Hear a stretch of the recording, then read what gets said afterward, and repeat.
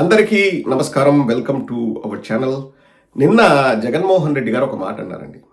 ఇది ప్రజా రాజధాని కాదు, స్కాముల రాజధాని అని చెబుతూనే ప్లాన్ ఏ మేము వైజాగ్ పరిపాలనా రాజధానిగా పెట్టుకుందాం, ఇక్కడ లెజిస్లేటివ్ క్యాపిటల్గా పెట్టుకుందాం, అలాగే మన కర్నూలుని న్యాయ రాజధానిగా పెట్టుకుందాం అన్నారు. ఎందుకు అంటే డబ్బుల్ని మనం ఆదా చేసుకోవచ్చు, అక్కడ ఉన్న నగరాన్నే మనం పెద్దది చేసుకోవచ్చు, మనకు సౌకర్యంగా కూడా ఉంటుంది, పెట్టుబడులు వస్తాయి, నిదానంగా దాన్నే విశ్వనగరంగా మనం చేసుకోవచ్చు తక్కువ ఖర్చుతో అని. లేదు మేము ఇక్కడ బిల్డింగ్లు కట్టడం స్టార్ట్ చేసినాము, బిల్డింగ్లు ఇట్లే కడతాము, మమ్మల్ని ఎవరు ఆపరు అని అంటుంటే, సరే అబ్బా మీరు కడుతున్నారు కదా, కట్టేటప్పుడు అక్కడ మనం డబ్బుల్ని మిగిలిద్దాం. మీరు 2 లక్షల కోట్లు అంటున్నారు, 10%తో ప్రజల సొమ్ము అండి, మీరు గుర్తుపెట్టుకోండి, మీ సొమ్మే.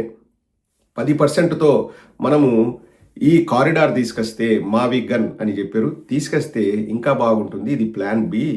మీకు వైజాగ్ మీద కోపం ఉండొచ్చు, వైజాగ్ మీద మీకు ఇంకా అసలు వైజాగ్ వద్దని మీరు అనుకోవచ్చు, కానీ ఇట్లనే చేయొచ్చు కదా. నేను 3 రోజుల కిందట ఒక వీడియో చేసి చెప్పానండి. అక్కడ పెద్ద నగరాలు ఉన్నప్పుడు ఇంకొక నగరం డెవలప్ అవ్వద్దు, ఛాన్సే లేదు. విజయవాడలో మంచి స్కూల్స్ ఉన్నాయి, లేకపోతే గుంటూరులో మంచి కాలేజెస్ ఉన్నాయి, ఎవడు రాజధానిలోకి పోతాడు? ఇప్పుడు ఫ్యామిలీలో ఉన్న వాళ్ళంతా విజయవాడలోనో గుంటూరులోనో ఉండిపోతాడు. ఎందుకు నారా లోకేష్ కొడుకుని అమరావతి స్కూల్లో చదివించట్లేదు? ఎందుకు హైదరాబాద్లోనే పెట్టారు? వాళ్ళ ఫ్యామిలీలు ఎందుకు మూవ్ కావట్లేదు? అదే చక్కటి ఎగ్జాంపుల్ అండి. జగన్మోహన్ రెడ్డి గారు అదే ఉద్దేశంతో వారు చెప్పారు. సరే, కొందరికి అది నచ్చిండొచ్చు, నచ్చకపోయి ఉండొచ్చు, అది ఎందుకు నిన్నొక మాట ఈరొక మాట అన్నారు. ఇవన్నీ కూడా అక్కడ డబ్బులు మనం ఎలా ఆదా చేయాలన్న కాన్సెప్ట్ జగన్మోహన్ రెడ్డి గారు చెప్పారు. కానీ on the other side Telugu Desam వాళ్ళు ఏం చేస్తున్నారు? బెంగళూరు, హైదరాబాద్ లాంటి మహానగరాల్లో స్క్వేర్ ఫీట్కి 4,000 మహా అంటే ఖర్చు అవుతుంటే ఇక్కడ 14,000 ఎందుకు అని జగన్మోహన్ రెడ్డి గారు, దానికి ఒక్క తెలుగుదేశం వాడైనా సమాధానం చెప్పంగా మీరు విన్నారండి? 12,000 14,000 స్క్వేర్ ఫీట్కి మేము ఇవ్వట్లేదు, 4,000కే ఇస్తున్నామని ఒక్క తెలుగుదేశం వాడైనా వచ్చి బయటకు వచ్చి మాట్లాడుతున్నాడా? ఓపెన్ ఛాలెంజ్ దమ్ము ధైర్యం ఉంటే 12,000 స్క్వేర్ ఫీట్ కాదు, 14,000 స్క్వేర్ ఫీట్ కాదు అని వచ్చేసి మాట్లాడమండి. ఆ విషయాలు మాట్లాడరు.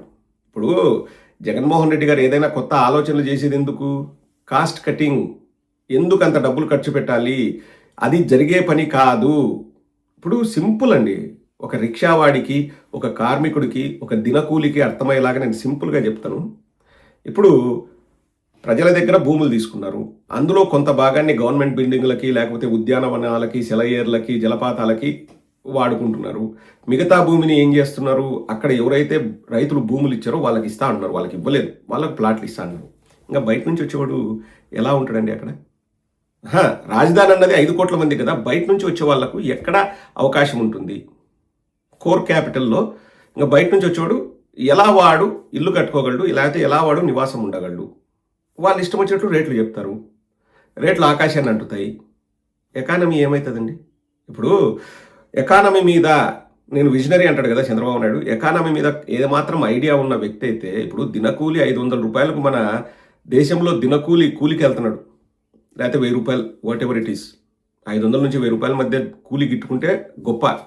కానీ ఒక్కొక్క చోట ఒక ల్యాండ్, ఒక సెంటు 10 కోట్లుంటే ఎన్ని వందల సంవత్సరాలు ఆ దినకూలి చేసే వాడు ఒక సెంటు భూమి కొనగలడండి?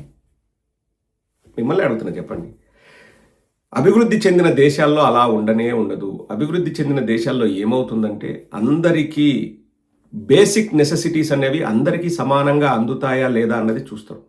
ఇక్కడ పేదవాడైనా నిరుపేదైనా, విదేశాల్లో నుండి నేను చెప్తున్నాను, ఎకానమీని వాళ్ళు అలా బిల్డ్ చేశారు. ఏం చేస్తారు? ఇప్పుడు నాకు పేషెంట్స్ వస్తారు, ఎవరు పేదవాడు ఎవరు డబ్బున్నోడు ఎవరు చెప్పలేనండి. వాళ్ళ దగ్గర బేసిక్ నీడ్స్, ఇల్లు ఉంటుంది, కారు ఉంటుంది, లేకపోతే స్మార్ట్ ఫోన్స్ ఉంటాయి, వాడు మనలాగే బట్టలు వేసుకుంటాడు. అవన్నీ కూడా బేసిక్ నెసెసిటీస్ అండి, అవన్నీ అలాగే ఉంటాయి. చంద్రబాబు నాయుడు నేను విజనరీ అంటాడు కదా, ఒక్కొక్క చోట ఆయనే అన్నాడు ఇంతకుముందు, హైదరాబాద్లో నేను 1,00,000 రూపాయలకు కొంటే కడాన 30 కోట్లకు అమ్మిన ఎకరాన్ని అన్నాడు. అది డెవలప్మెంట్ అండి? ఎకానమీ సంకనాకిపోవడం. అది ఎకానమీ అన్నది నాశనం అయిపోవడం. ఇప్పుడు నేను అడుగుతున్నా, ఒక రిక్షా దొక్కేవాడిని, ఒక ఆటో డ్రైవర్ని మనం రాజధానిలో ఇల్లు కట్టుకోగా ఈ జన్మలో మనం చూడగలమా అండి? మిమ్మల్ని అడుగుతున్నా సూటి ప్రశ్న. ఇంపాసిబుల్. రిక్షా దొక్కే వారికి లేకపోతే దినకూలికే కాదు, ఉద్యోగాలు చేసుకునే వాళ్ళకు కూడా అక్కడ ఇల్లు కట్టుకోవాలంటే ఇంపాసిబుల్. అది ఖాన్సార్, టీడీపీ వల్ల ఖాన్సార్ అవుతుంది. ఇక్కడ ఆకాశ హర్మ్యాలు కడతా, దాన్ని అట్లా చేస్తా, దీన్ని ఇట్లా చేస్తా అంటే ఆ రేట్లు అట్లా పెరిగితే అసలు ఎవడు బయటవాడు ఎవడు ఎంటర్ కాలేడండి ఆ రాజధానిలో. అది రాజధాని కానే కాదు. మళ్ళా ప్రజా రాజధాని, 5 కోట్ల మంది ఆకాంక్షలు అని మీ నెత్తిన రుద్దాలని చూస్తారు. 5 కోట్ల ఆకాంక్షలు లేవు, పుట్టగోసి లేదు. మా ఊర్లో నేను ఎంతోమంది ఎవరికి తెలుసు అది యా ఊర్లో ఉందో ఎవరికి తెలుసు. వాళ్ళు ఏదో లెక్కలు తినడానికి, వాళ్ళు కాంట్రాక్టులు చేసుకోవడానికి వాళ్ళు రాజధాని కట్టుకున్నారు అన్నారు. ఇప్పుడు నేను అడుగుతున్నాను కదండి, 4,000తో స్క్వేర్ ఫీట్ మన హైదరాబాదు, బెంగళూరు లాంటి మహానగరాలు కడతంటే ఇక్కడ 12,000, 14,000 ఎందుకండి? 650 కోట్లతో కేసీఆర్ గారు సర్వాంగ సుందరంగా సెక్రటేరియట్ కడితే మన దేశ రాజధాని నడిబొడ్డులో ఎక్కడ అక్కడ కాస్ట్ ఆఫ్ లివింగ్ ఎక్కువ, మెటీరియల్స్ ఎక్కువ, మ్యాన్ పవర్కి మనం ఇచ్చే శాలరీస్ ఎక్కువ, అన్నీ ఎక్కువ. అక్కడ 970 కోట్లతో సర్వాంగ సుందరంగా అద్భుతంగా ప్రపంచం మెచ్చే విధంగా పార్లమెంటు కడితే ఇక్కడ మనకు అసెంబ్లీకి 1,500 కోట్లు ఎందుకండి? ఎందుకు అని అడుగుతున్నా. ఎవరబ్బ సొమ్మది? హెరిటేజ్లో వచ్చే లాభాలతో పెట్టట్లేదు కదండి. మేము పెట్టమని మేము కూడా అడగట్లే. కానీ ప్రజలు కూడా ఒకసారి ఆలోచన చేయాలి. జగన్మోహన్ రెడ్డి గారు ఏదైనా మాట్లాడేటప్పుడు ఆర్థికంగా ఇది మనకు వయబుల్లా కాదా, మనం చేయగలమా లేదా, ఇవి రియలిస్టిక్గా మనము మాట్లాడగలమా లేదా అన్నదే జగన్మోహన్ రెడ్డి గారు చెప్తాడు. చంద్రబాబు నాయుడు 2 లక్షల కోట్లు, ఆకాశ హర్మ్యాలు, ఇడ్లీ పాత్రలు, సాంబారు సెలయేర్లు ఇవన్నీ చెప్తాడు. కానీ ఆచరణలో ఏం జరుగుతుందండి? ఆచరణలో ఏం జరుగుతుందంటే నేను చెప్తాను చూడండి. 14,000 స్క్వేర్ ఫీట్కి ఇస్తే 4,000 లేకపోతే 3,000 కూడా ఖర్చు కాదు. ఎందుకంటే ఇసుక ఫ్రీ, ఎలక్ట్రిసిటీ ఫ్రీ, సెనరేజ్ ఫ్రీ, అలాగే జిఎస్టీ లేదు. వాళ్ళకి 2,000 స్క్వేర్ ఫీట్కి అవుతుంది. మిగతా 10,000లో మాకు 8,000 ఇవ్వు స్క్వేర్ ఫీట్కి, నువ్వు 2,000 నువ్వు నొక్కి పెట్టుకో. ఇది జరుగుతుంది. ఇళ్ళకత మఫిలియా జరుగుతుంది. కాదనమనండి, మేము ఆధారాలతో సహా మేము వస్తాం, డిబేట్ కూర్చుందాం, అర్థవంతంగా డిబేట్ కూర్చుందాం. అప్పుడు ప్రజలకు తెలుస్తుంది కదండి. ఆ మాటలు మాట్లాడు తెలుగుదేశం వాళ్ళు జన్మలో ఆ మాటలు మాట్లాడు. ఇలా మావిగన్ అన్నారు, నిన్నొక మాట ఈరోజు ఒక మాట అంటే, నిన్నొక మాట ఈరోజు ఒక మాట చెప్పాల్సిన అవసరం మాకు లేదు. మేము ఏ రోజు కూడా ఇదే మాటే చెప్తున్నాం. మాకేమి అమరావతి పైన మాకెందుకు వ్యతిరేకత ఉంటుందండి? మాకేం వ్యతిరేకత ఉండాల్సిన అవసరం ఏముంది? అమరావతి పేరుతో పందికొక్కుల్లా మేసే వాళ్ళపైన మాకు వ్యతిరేకత. రేపు పొద్దున వచ్చిన తర్వాత కూడా తొక్క తీసి నార తీస్తారు. ఎవడైతే అవినీతికి పాల్పడుతున్నాడో మొత్తం కక్కిస్తాడు జగన్మోహన్ రెడ్డి గారు. అందులో ఎటువంటి అనుమానాలు లేవు. ఇప్పుడు తెలుగుదేశం వాళ్ళకి నేను అదే చెప్తున్నా, చర్చకు కూర్చుందామా? ఎందుకు మీరు స్క్వేర్ ఫీట్కి 14,000 రూపాయలతో కడుతున్నారు? నారా లోకేష్ నోరు తెరిస్తే కొట్టండి, మళ్ళీ దున్నపోతు మీద వానబడినట్టే.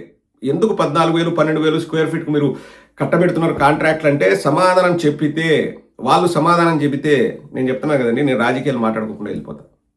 ఎందుకైతుందండి అంత ఖర్చు? ఇసుక ఫ్రీగా ఇస్తారంట. మళ్ళీ దున్నపోతు మీద వానబడినట్టే. జగన్మోహన్ రెడ్డి గారు మావిగన్ అనింది కూడా మనం డబ్బులు మిగిలించవచ్చు. అందులో 10% మనం ఖర్చు పెడితే మనము ఈ రాజధానిని కట్టచ్చు. ఎందుకంటే ఇక్కడ శాశ్వత బిల్డింగ్లు కట్టిన తర్వాత ఇంకా మళ్ళా మనం మార్చేదానికి లేదనుకుంటే దీన్నే పెద్దది చేసుకోవచ్చు. అక్కడ అంత డబ్బులు ఖర్చు పెట్టాల్సిన అవసరం లేదు. డబ్బులు ఖర్చు పెడుతున్నాము అని చెప్పి ఆ ముసుగులో పందికొక్కులాగా మేస్తున్నారు. దాన్ని అడ్డుకట్ట వేయడానికే జగన్మోహన్ రెడ్డి గారు ఈ ప్రతిపాదన చేశారు. As simple as that. Jaganmohan Reddy గారు ఇల్లు కట్టుకున్నారు తాడేపల్లిలో. ఏం పవన్ కళ్యాణ్ ఏంటి కట్టుకోలే? చంద్రబాబు ఏంటి కట్టుకోలే? చంద్రబాబు మనవడు ఎందుకు తాడేపల్లిలో లేకపోతే అమరావతిలో ఎందుకు చదవట్లేదు? హైదరాబాద్లో ఎందుకు చదువుతున్నాడు? అది ఏమి లేదు కాబట్టి. ఏమీ లేదు. ఎప్పటికి డెవలప్ అవుతుంది? నాకు తెలిసి చంద్రబాబు మనవడికి చంద్రబాబు వయసు వచ్చినంత వరకు కూడా ఆడు ఏం కాదు. అంటే ఇంకొక 60-70 ఏళ్ళు ఆడు ఏమి జరగదు. ఎందుకంటే ఒక నగరాన్ని ఎవరు నిర్మించలేరండి. మనుషులు నివాసాలు ఏర్పరచుకొని అక్కడ మనకు సౌకర్యవంతంగా ఉందని మనుషులు రావడం మొదలు పెడితే, ప్లస్ వచ్చినప్పుడు కూడా వాళ్లకు పారదర్శకంగా ఏదైనా కానీ మోసాలు జరగకోకుండా, రేట్లు పెరగకోకుండా వాళ్ళకి ఇస్తే వాళ్ళు నివాసాలు ఏర్పరచుకొని అవి నగరాలు అవుతాయి.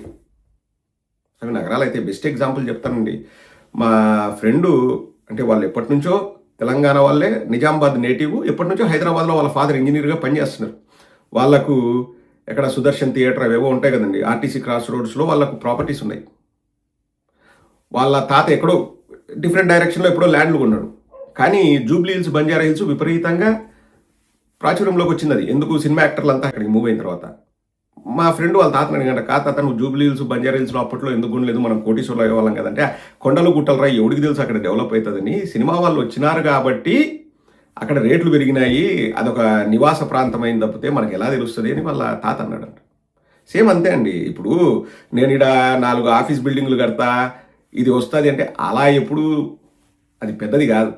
అక్కడికి అందరూ నివాసం ఉండడానికి రావాలి. వచ్చినప్పుడు ఇది బాగుంది, ఇక్కడ ఫెసిలిటీస్ బాగున్నాయి అనుకుంటే అప్పుడు అది సిటీ అయితది తప్పితే ఎవరు కూడా దాన్ని సిటీ చేయలేరు. ఎందుకు? బెస్ట్ ఎగ్జాంపుల్ అదే జూబ్లీ హిల్స్, అదే బంజారా హిల్స్ 30 ఏళ్ల కిందట ఎట్టుండిందండి? ఈ షేప్‌కు రావడానికి 30 ఏళ్ళు టైం పట్టింది. ఇప్పుడున్నది కనపడడానికి. ఎందుకంటే ప్రతి 5 ఏళ్లకు, 10 ఏళ్లకు మార్పు వస్తా ఉంటది. ఒక సంవత్సరంలో, 2 సంవత్సరాల్లో నేను 2028 కంతా రాజధాని కట్టేస్తా అంటాడు. ఇంగా ఇది నిజమైన మాటలా? సొల్లు కబుర్లా? మీరు ఒకసారి ఆలోచన చేయండి. అది జరిగే పని కాదండి. Impossible, impossible, impossible. రాజధాని కడుతున్నామన్న పేరుతో ఒక బిల్డింగ్ ఏదో ఒకటి ఎలక్షన్ ముందు వరకు ఒకటి బిల్డింగ్ కట్టి చూపిస్తాడు. దాంతో పబ్లిసిటీ చేసుకుంటారు. ఆ బిల్డింగ్ కట్టడంలోనే ఒక 5,000 కోట్లు అనుకోండి. ఆ యాక్చువల్ కాస్ట్ 1000 కోట్లు, 1,200 కోట్లు అవుతుంది. మిగతాది వాళ్ళంతా మెక్కుతారు. ఆ డబ్బులతో రాజకీయం చేద్దాం, ఆ డబ్బులతో ఎలక్షన్ చేద్దాం అన్న ప్లాన్తో తెలుగుదేశం వాళ్ళు ఉన్నారు. ఇది వెరీ ఓపెన్.